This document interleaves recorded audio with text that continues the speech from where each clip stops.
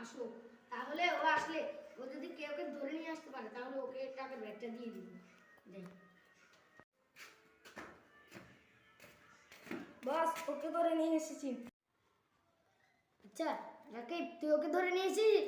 আচ্ছা দাঁড়া, ওকে আগে ওখান দিয়ে শোয়া আর তোর টাকাগুলো নিয়ে নে। আচ্ছা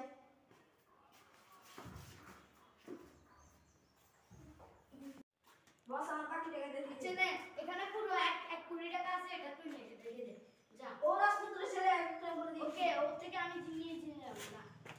গাইস, আপনারা আপনাদের ছেলে মেয়েকে এরকম রাস্তার বাইরে যেতে দিবেন না, তাহলে আমাদের ভিডিওটির মতো এরকম অপহরণ হয়ে যেতে পারে।